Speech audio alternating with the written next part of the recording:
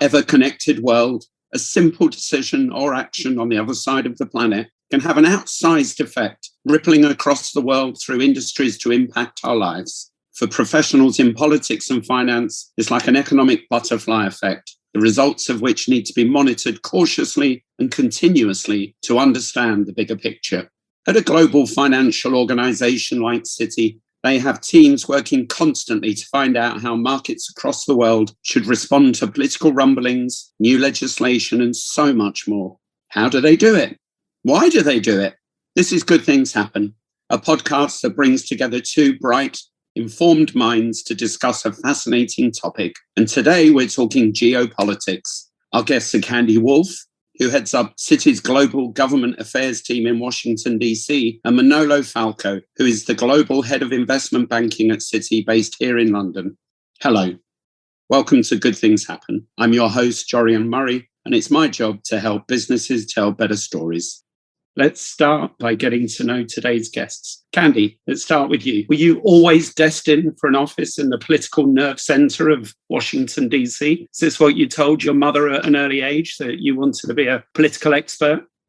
No, I didn't tell them I wanted to be a political expert. I said I wanted to be a lawyer. They thought that was a good option because then I could sort of help with the small business that my father had. I did get a law degree in Washington, D.C., fell in love with politics, and stopped offering any type of legal advice to them in any capacity of their small business, to which they remind me every day that they paid for my education, and I've given nothing back to them in the form of legal advice, but I have engaged in politics. And I think ever since probably a couple of years after finishing law school, I worked for a firm in DC and then had the opportunity to go to Capitol Hill. And since then, I've never looked back.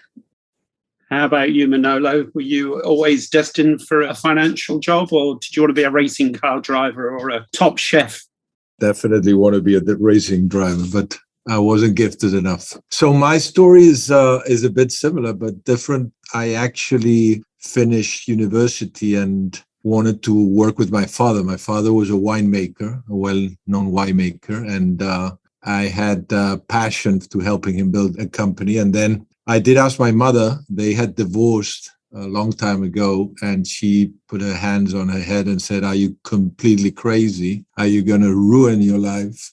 Before you do that, please go and work for someone and learn something, and then you'll be able to decide for yourself." And that's when I entered as an analyst in the banking industry, and here I am. Candi, your turn. What is it you do? I said that you head up Citi's Global Government Affairs team, but let's break that down for someone like me. I understand the individual words, but when you bring them together, what do you do?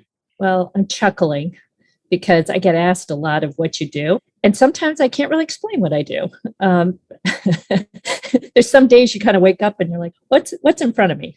So the Global Government Affairs team here at Citi is 53, 54 people strong. And I sort of say we have three component parts to our job. The first is to identify political trends, policy issues that impact the firm. The second is to create a strategy for advocating on those issues, some of which are opportunities, some of which are playing defense. And the third is the political engagement and the interaction that's necessary to effectuate the strategy. So from beginning to end, you're identifying policy issues that are created by governments or regulators that impact, in this case, Citi, and how do you address those issues? And so it's the planning, it's the strategy, and it's the engagement to attempt to address those policy issues that can impact what we do and how we do it. Your team of 50 plus is there to inform the bank so that the bank can inform clients. Manolo, you head up BCMA, as it's called within the institutional team, what I would call the investment bank. You're very engaged in and very interested, I know, in global politics. How does that impact you in your job, and how do you use the work that Candi does and others do? Well, I think my job is fundamentally, to serve our clients, and to deliver Citi to our clients, either in the businesses I run directly, like capital markets, corporate bank, or the M&A business, or basically cross-sell all of Citi, to our clients. As a result of that, politics, either local politics or global politics, are very relevant because all of our clients, or the lion's share of our clients, are global companies, and they are actually involved globally, and they actually bank Citi because we have a global presence in 90 plus countries and do business in 170. So obviously understanding local politics, global politics, regional politics, and some of the trends around the world is fundamental, not only to keep informed and to help our clients understand what's going on, but actually to take actual decisions that can go from expanding a business to hedging it and protecting it, or to taking some strategic decisions around it.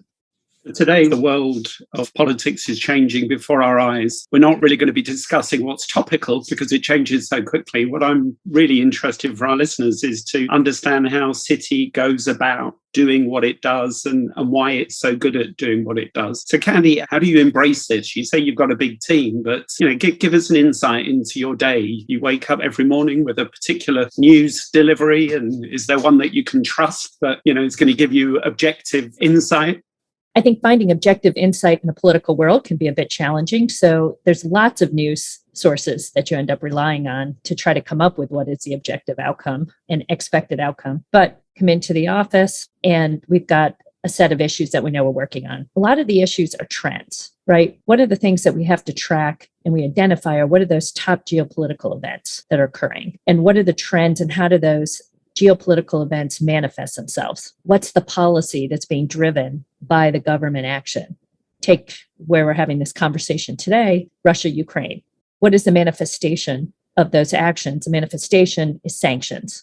Understanding what those sanctions are, how they're being applied, when they were going to be applied, what are the trends? That's something that we're tracking. That's something that we engage them with the businesses, and information is provided to clients. We also look at just general trends around anti-globalization.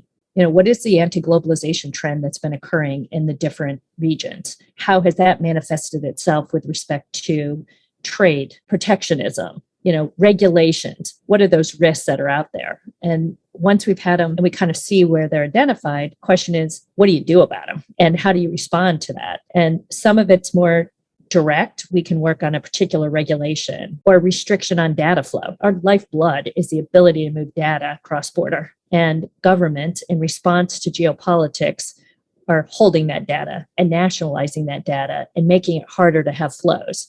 So what can we do about it?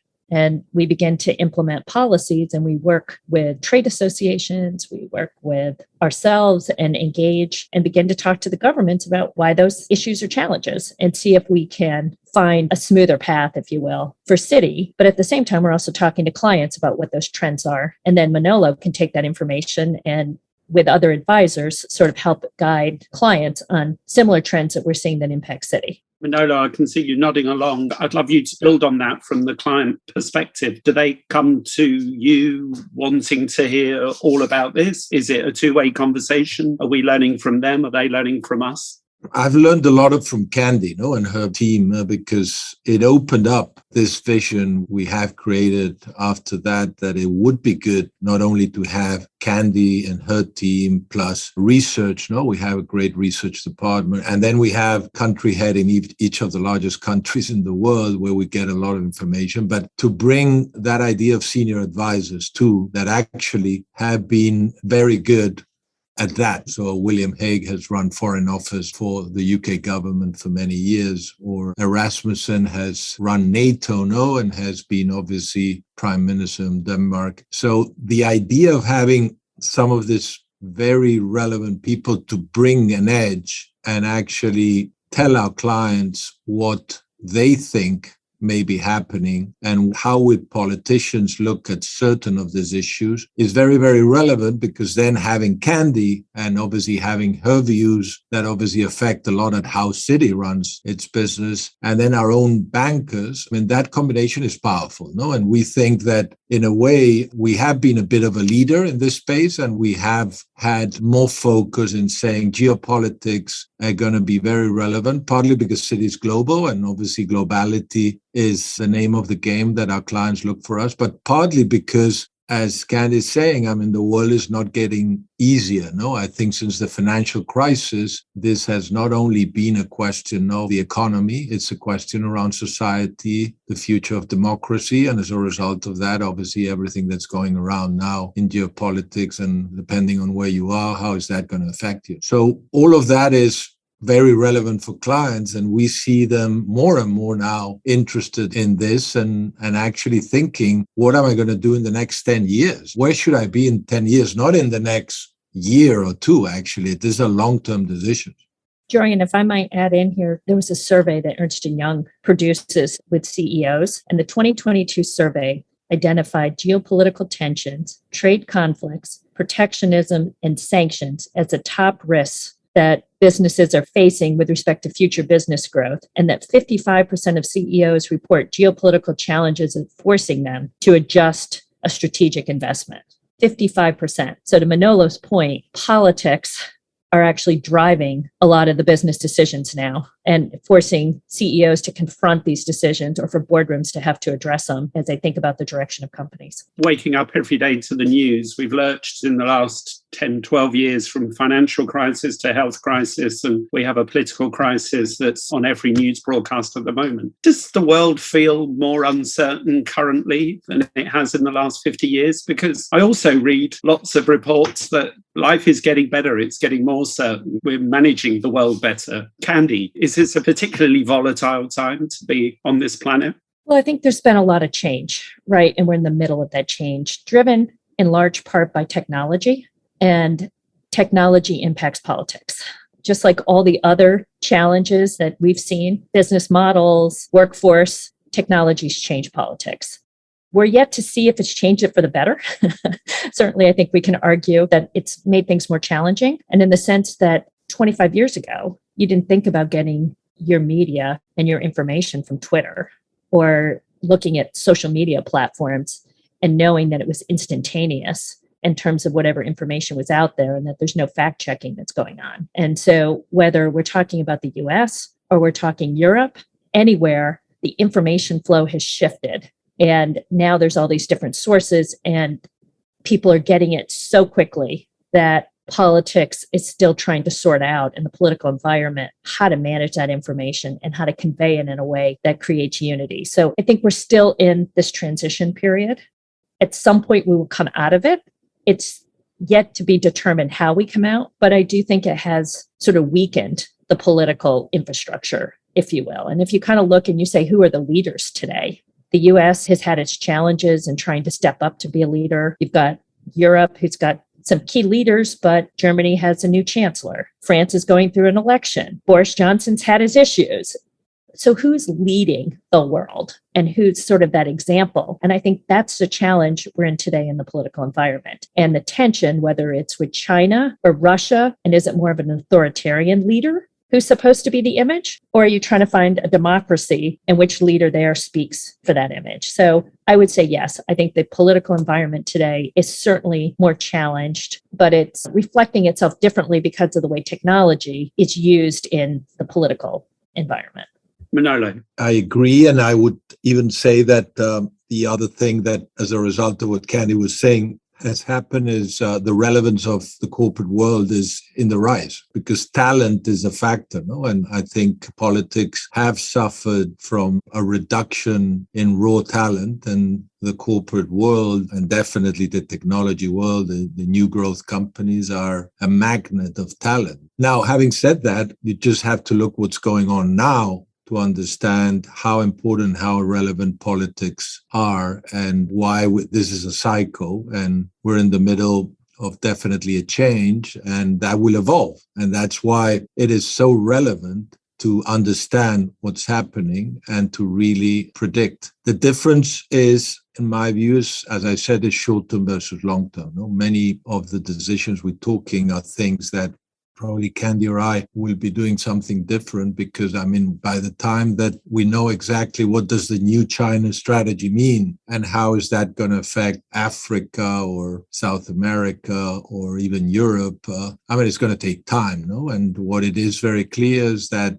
there is a change and that change is evolving. And if there is a crisis, a financial crisis, that will absolutely have a big effect on politics and on economy, and as a result, corporate strategies. No? So what I do think is that today, if you're a CEO, you just have to know and have a view. And the beauty about geopolitics too, and about really many of the trends that Candi was talking about, is it's difficult to predict them. And you just got to have a very clear view of what you want to do and how you want to play it. And I think post-COVID, the world, geopolitics and the corporate world are probably the closest they've ever been in terms of thinking on how you're going to run your business and how you're going to put your capex, or you're going to basically run your value chain and really think about the growth and what are the places maybe where you actually want to just say no. The other important thing is ESG, no? So if you think about it, CEOs now have a lot of decisions that are very long term. They may not be in the job by the time you really know where they are, but they've got to take decisions now, no? So it's a very, very interesting time. I'd love to pick up on this observation about the explosion in information sources. I think it's fair to say that we all probably started our careers where we paid for information. There was an information department. Now we are overwhelmed with sources of information. Candi, how have you responded to that in your lifetime of identifying the signal rather than the noise?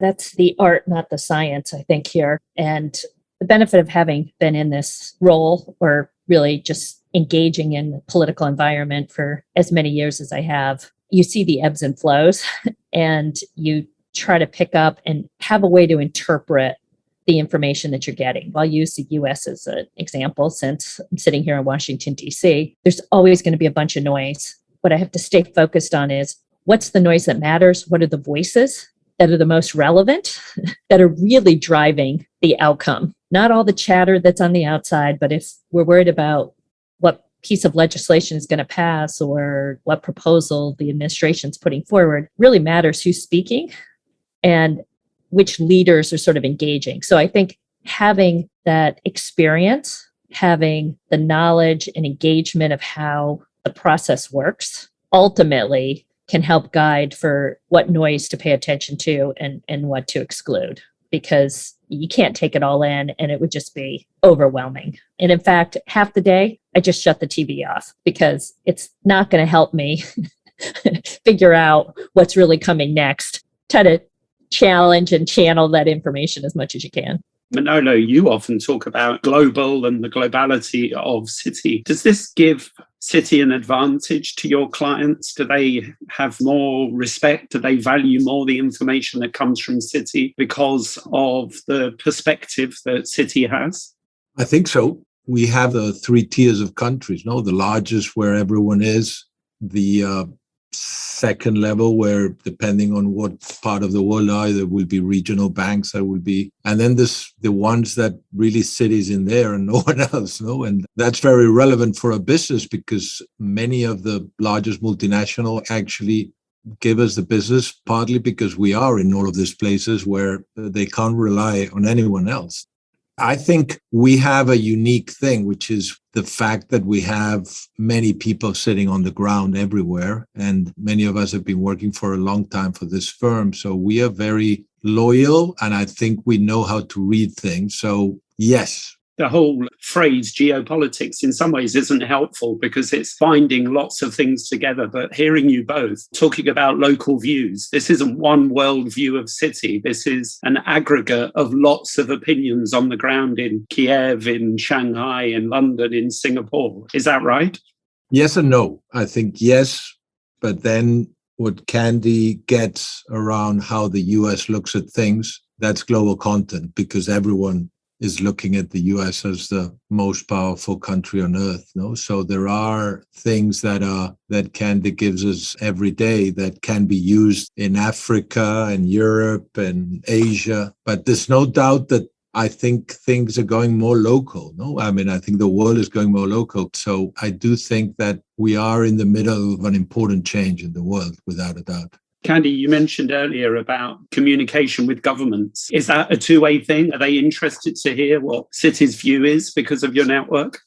Some are, some aren't. It depends on who the government is, whether they want to hear from us. But for the most part, yes. A big part of the engagement that we have, and Manolo noted this with GIPS and Greece, it was really clear that it was important to have a dialogue with the key governments, the key regulators, and making sure that we had as much information and that flow was occurring, in both directions. And so since then, the CCOs, our country officers, have engagement plans that aren't just the regulators, but the finance minister. Trade is so critical these days. Anything with tech. There's sort of a broader group of people that it's important to know in a government. Various ministers that aren't just your traditional finance minister. And so we spend a lot of time helping to build out those global engagement plans, help ensure that there's opportunities to kind of get to know and really build on those relationships, because you want to have the relationships before there's a crisis. And when there's a crisis, you want to be able to provide info and we become a trusted partner in the same way that we're a trusted partner with our clients. And the public sector group would say, they're a very trusted partner because they're supporting a lot of these governments. But just from a information sharing opportunity and need, we spend a lot of time engaging with our clients, which are the governments, and being able to feed in information and build on those relationships. Considering, as we've alluded earlier, that barriers seem to be going up and countries seem to be turning in on themselves, are global banks such as yourselves even more influential in providing a worldview? Is the influence of a bank even greater? And is that a good thing? Depends where you go, right? So first thing. Second thing, as Candi was saying, relationships are important. No? So you've got people in certain countries that know how to do it, or obviously governments change and all that. But I would say that there is no doubt that governments are more interested than ever in understanding what the corporate world is up to and what is the opportunity. And at the same time, I think there's a lot more pressure these days, on democracy and democratic countries than there is on other regimes. Jurian, I might echo a couple of comments that Manolo made around Citi as a trusted advisor to governments, something we have to work on, as do all corporations. And I think what we've seen with various polls, if you will, the Edelman Trust Barometer talks about how the public sees businesses as more trusted than governments. But not all governments are going to see business as being a trusted entity, right? When you're sort of asking the beginning of the question, which is, are we more relevant? In some cases, yes, but large organizations, financial, tech, are viewed with also some skepticism. And so finding that line and really being able to develop the relationships you have to become more trusted. It's not just going to be bestowed on us because we are global. It's got to be earned, and you earn it by showing that you can support governments and the things that are important to them and doing good in the world in ways that support their communities, dealing with wealth gap, the issues that are underlying a lot of the challenges that drive the geopolitical tensions need to be viewed as being addressed, and that we can be viewed, whether it's a city or any large global corporation, as part of a solution rather than part of a problem. And when you can get to that level, then that trust improves, and then there's going to be a greater reliance. But there's generally, in some countries, a healthy skepticism. The US is a prime example. Big is not good. You're small, you're local, you're mainstream. We love you. You're big, you're exporting jobs, you're offshoring, you're viewed in a more negative light. It's a constant challenge. Somebody tuning in who might be considering a job in a global bank or Wall Street might be surprised, because you've used very few financial terms, and what we've been talking about is absolutely fascinating. Manolo, what would you say to someone who may have never considered joining a bank because they think it's for mathematicians or economists? Life in a bank is a lot more rounded than just profit and loss, isn't it?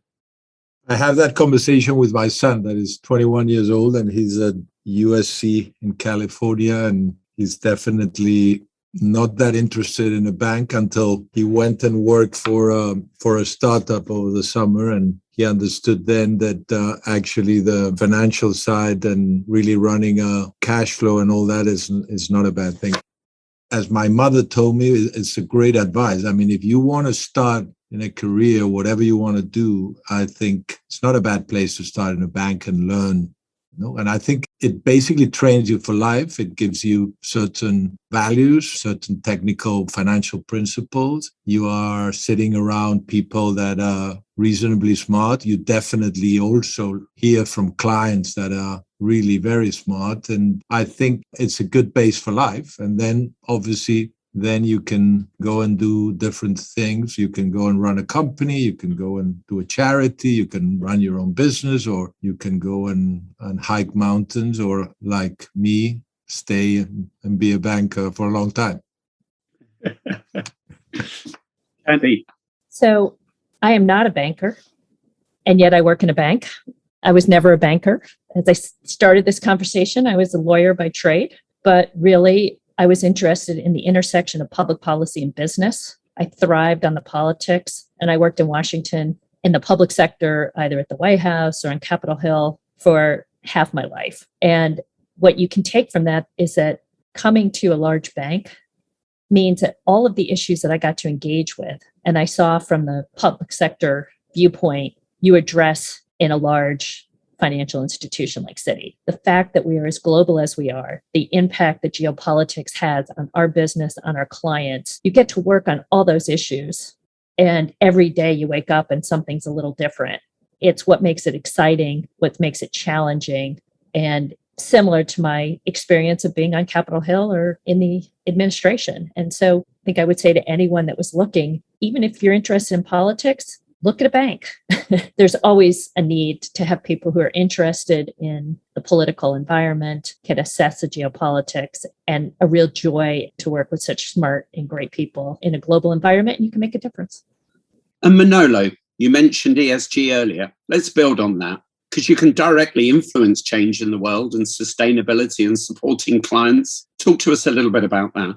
We are very focused on that. I think Jane on her first day in the job already raised her hand and says that we were going to comply with net zero in 2050. And I think we're one of the first banks also to send targets for 2030. I just think that the world, again, there's no way back. It is very, very clear that what's happening is different from what we've seen, and that the new generation is very, very worried, and that there is a technological solution. There is capital out there to source creativity and to find other ways. It's going to take time, and we have time, but we have to start moving. And it feels good to be in a firm that cares for that, and that actually is one of the largest balance sheets in the world. And it's thinking about what we want to do and how we want to do it. And at the same time, we are operating in every part of the world, and not every part of the world thinks as I've just said. So we obviously deal with that, and we'll find our balances. The key for me and for us is transition. I mean, what is your transition plan? If you have a transition plan, that's the key. We'll help you in that transition. We're not going away. We want to help, but we do want the world to transition. And I think that as time goes by, will become more and more important, and not only for our clients, but for society in general. You talk about transition, which is a great trail for our next podcast, where we're going to be talking about disruption, particularly disruption in the financial industry.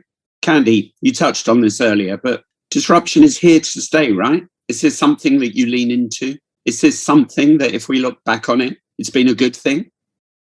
I'm a glass mostly full kind of person. So I view any of the change as ultimately coming out more positive, but it's bumpy to kind of get through that process. And what we try to do in the roles that I have and Manolo has, it's help advise either Citi or a client on how to get through that disruption. And we know that it can be really noisy. And I think for politics, politics is conducted in a certain way with a certain set of processes that people have always kind of applied. And now it's all getting jumbled. And so you're trying to figure out, how do I ensure the integrity of the political system, the importance of democracy, and continue a lot of sort of the fundamental governance issues while they're getting jumbled. And I think it's a work in progress. It's still going to take time. It's going to, be sometimes a difficult transition, but in the end, I do think we'll be better for it because the people who are doing it are smart. And if the goal is right and the outcome is right, which is to provide a better life, governance, structure, political environment for all people, for every government, then you're going to have a positive outcome. For those that don't, that's where it's more challenged. And that's where countries weigh in and put their thumb on the scale as to what's the best approach and the best way. Last word from you, Manolo, connected to disruption. You would have experienced a huge amount of it in your time. What are the big ones? And do you come through them thinking, actually, life gets better, more progressive, or is it tiring?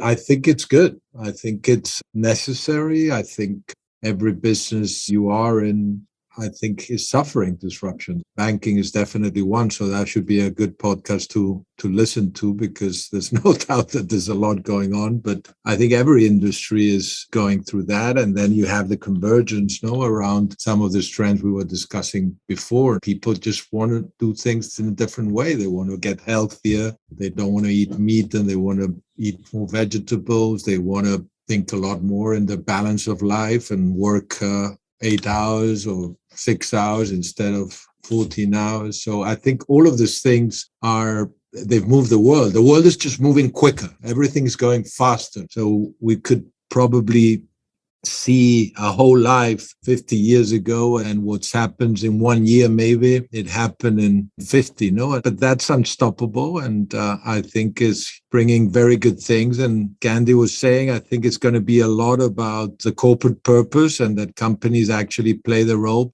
I have my discussions with my son and my daughters, and actually I tell them, one of you has to be a politician. It's good to go and work for your country. It's good to try to save the world of all of these things and actually do something for what is important. So I think times are not easy in politics, and as we've said, the loss of talent. I would say that there's an evolution in talent too, and you just can't look at everything or you'll go crazy, or everything I say, you just got to do it and have a strategy. And the world is going to be full of opportunity. And I think the next 5 years are going to be amazingly interesting. There's going to be a huge transition in many of these areas. So I think a lot is coming, and it's going to be fascinating. But if you don't feel disrupted, you got a problem. That's a far better answer than my terrible question deserved. So I'm going to ask you one more, Manolo. Is Citi a culture that is good at dealing with disruption and embracing it? Is it a culture that leans into change? And has it done it well in your experience? I think we're learning. We've been very good at doing certain things that we've done for a long time, and we've been good at them. But I do think that change has to come. We've got to take what is working and what is good, and many of the things we've discussed today, but actually the world is changing. And if you're not capable of changing, it's very difficult. You can advise your clients and serve your clients because they have to do it. But they're going to go to those firms and those advisors and banks that actually can help them in that, because that's the name. We know how to do it. I think there's a lot of focus on it, but there's a lot of work ahead. Candi, Manolo, thank you so much for joining us today. I've really enjoyed the conversation, and I think our listeners will do too. Thank you for having us here. It's been a pleasure. Yes, it's been great, Jorian. Good to see you again, and very interesting. And it's always good to be with Candi. You always learn something with her. Thank you. The views expressed herein are those of the speakers and do not necessarily reflect the views of Citi Global Markets Inc. or its affiliates. All opinions are subject to change without notice. Neither the information provided nor any opinion expressed constitutes a solicitation for the purchase or sale of any security. The expressions of opinion are not intended to be a forecast of future events or a guarantee of future results.